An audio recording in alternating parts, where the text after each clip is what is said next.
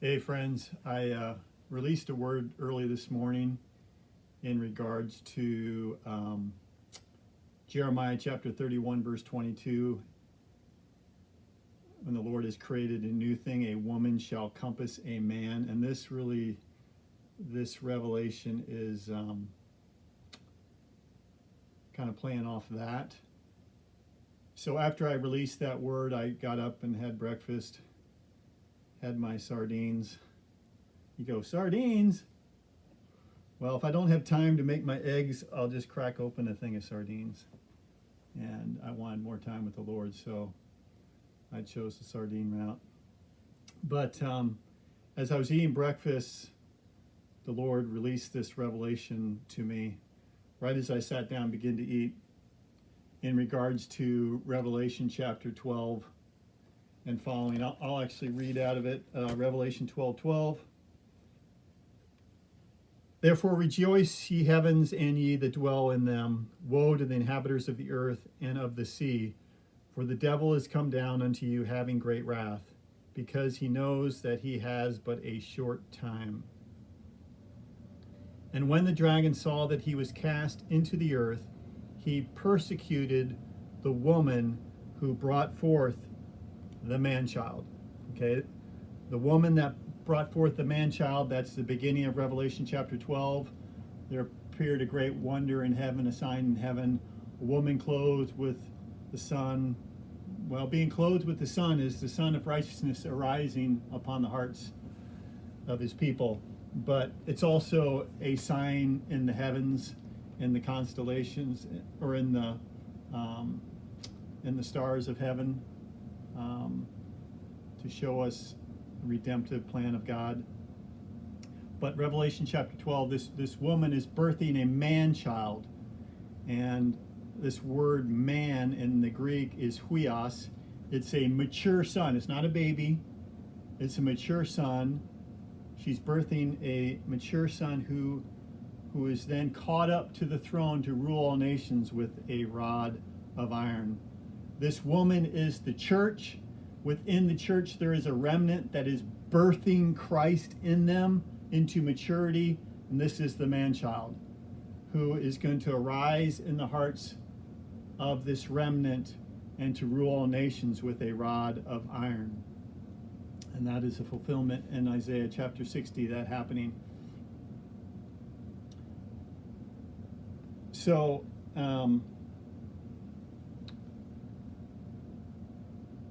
and when the dragon saw that he was cast unto the earth, he persecuted the woman which brought forth the man-child. So that's the church at large, the woman. And to the woman were given 2 wings of a great eagle, that she might fly into the wilderness, into her place where she is nourished for a time and times and half a time. That's 3.5 years from the face of the serpent, where she is nourished. What is she nourished?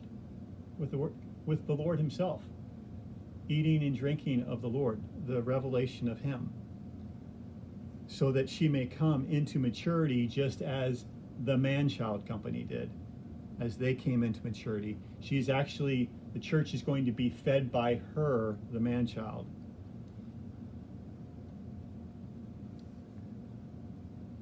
This same language is used in the Old Testament, that Israel was taken upon 2 wings of a great eagle into the wilderness. So, and then verse 15, and the serpent cast out of his mouth water as a flood after the woman, that he might cause her to be carried away of the flood. What's that verse? Revelation chapter 12, verse 15. That is a fulfillment of Isaiah chapter 59, where it says, the enemy shall come in like a flood, and the Lord shall lift up a standard against him. You see, people that use their carnal minds are going, or if that revelation in Isaiah chapter 59 doesn't come into agreement with their theology, then they have to shift it and they go, no, the enemy comes in, but like a flood, the Lord lift up a standard against him. No, that's not. the Word has to interpret the Word, and it's very clear here in Revelation. The enemy comes in like a flood, and the Lord lifts up a standard against him. This standard is this man-child company. So, and the serpent cast out of his mouth water as a flood after the woman, that he might cause her to be carried away of the flood. What is this flood of water? It is the water of deception. It is a flood. The enemy shall come in like a flood of deception and lies. That is the flood. The enemy shall come in like a flood. Is he coming in as a flood of deception now? Yeah, absolutely he is. And many of the people of God are being carried away with it, or are being drawn into that deception. But he's going to lift up a standard against it. And the serpent cast out of his mouth water as a flood after the woman, that he might cause her to be carried away of the flood. And the earth helped the woman. And the earth opened her mouth and swallowed up the flood with the dragon cast out of his mouth. Swallowed up the flood which the dragon cast out of his mouth. So this flood is a flood of deception and lies coming out of the devil's mouth, out of the spirit of lies. And so this is what he revealed to me as soon as I sat down to eat breakfast. He revealed to me what the earth is that is swallowing up this flood. And I've sought to understand this for many years, probably 20 years. You know, I was seeking to understand that, but at the right time, the Spirit just drops it right into your heart. And that's what he did at the table. I wasn't thinking on it. He just, bam, dropped it into my heart.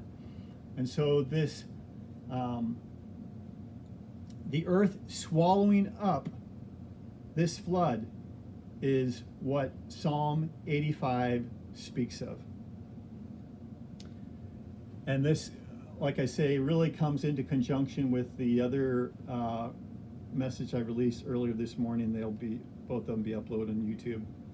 This one probably be uploaded first because it's shorter. But in Psalm 85, verse 9, the second part of the verse, it says, that glory may dwell in our land, mercy and truth have met together. Where do mercy and truth meet together? Mercy and truth meet together in the Holy of Holies, upon the Ark of the Covenant, in the tabernacle of David. Mercy and truth meet together when we abide in him and him in us, when we enter into union with Christ. This is where that glory may dwell in our land. Mercy and truth have met together. Righteousness and peace have kissed. What's righteousness and peace? Kissing. It's the order of Melchizedek. For Melchizedek is, it says in Hebrews, king of righteousness, king of peace. But it is more than that. It is the way of righteousness kissing the way of peace. That is the beginning and the ending coming together. The way of righteousness and the way of peace meeting or kissing. I think this will become a little bit more clear as I go on in this message. Mercy and truth have met together. Righteousness and peace have kissed. Now here it comes. Truth shall spring out of the earth, and righteousness shall look down from heaven. This truth springing out of the earth is Christ in you, the hope of glory. It is those who have prepared their hearts. Truth is springing up out of them. And this is the same language that is used in Isaiah chapter 61, where he's going to cause righteousness and praise to spring forth before all nations. It's himself being formed in a people, and he's going to spring forth out of the branch, as the branch out of this people. And this truth springing out of the earth is Christ in you, the hope of glory, springing up out of the earth, out of his people. And he is the one who is going to swallow up the deception. It's the truth of Jesus Christ in this standard of people who are going to swallow up the deception and the lies of the enemy, this flood The enemy shall come in like a flood, but the Lord shall lift up a standard against him. That standard is this Melchizedek priesthood, who have given their hearts wholly to the Lord to follow him and have entered into union with Christ through the fellowship of the mystery, through mercy and truth. That glory may dwell in our land. Mercy and truth have met together. Righteousness and peace have kissed. Truth shall spring out of the earth, and righteousness shall look down from heaven. What's righteousness looking down from heaven? That's us taking our heavenly position, seated in heavenly places, far above all principality, power, dominion, might. We're raised together with him.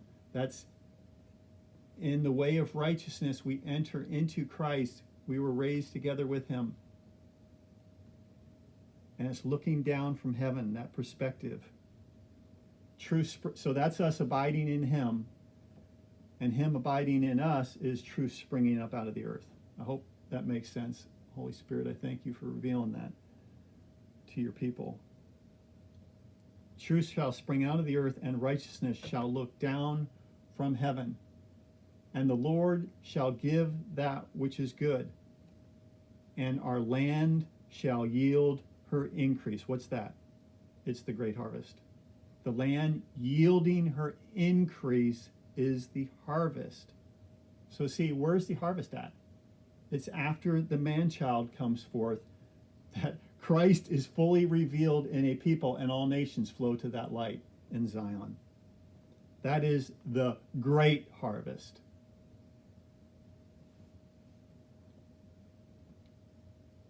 And this is why, like I said, mercy and truth meeting together is in the tabernacle of David, because Amos 9:11 says the tabernacle of David has to be raised up, and when it is raised up, so that all the heathen who are called by my name may come in. And the plowman shall overtake the reaper, and the treader of grapes him that soweth seed. This acceleration in harvest. As soon as you plant, you reap. That glory may dwell in our land. Mercy and truth have met together. Righteousness and peace have kissed. Truth shall spring up out of the earth, and righteousness shall look down from heaven. The Lord shall give that which is good, and our land shall yield her increase. Righteousness shall go before him, and shall set us in the way of his steps. See, there is righteousness and peace kissing. Righteousness shall go before him, and shall set us in the way of his steps. What's the way of his steps? The way of peace. It's walking just as he walked. There is righteousness and peace kissing, where we've journeyed all the way through Christ from the way of righteousness, the truth, the life, his life fully manifested in us, and we're walking in his steps. This is fulfilled in the prophecy in Luke chapter 1, where Zechariah, John the Baptist's father, is prophesying over his son John the Baptist. Zechariah, as the Spirit of the Lord came upon him, it says, the Spirit of the Lord came upon him, he prophesied saying, "Blessed be the God of Israel, who has visited and redeemed his people, and raised up for us," I think this is Luke chapter 1, verse 67, "and hath raised up for us a horn of salvation in the house of his servant David, as he spake by the mouth of the holy prophets which have been since the world began, to deliver us from our enemies and from the hand of all that hate us, to perform the mercy promised to our fathers." What is that mercy? What is the performing of that mercy promised to our fathers? That is Christ's ministry on the earth of 3.5 years, when his ministry began, when he was anointed of the Spirit. 3.5 years, and that culmination of performing the mercy was upon the cross when he shed his blood to perform the mercy of the covenant. See, in Micah chapter 7, verse 20, I encourage you to look up this scripture. Micah chapter 7, verse 20, it says, to perform the truth unto Jacob and the mercy unto Abraham, which he promised from the days of old.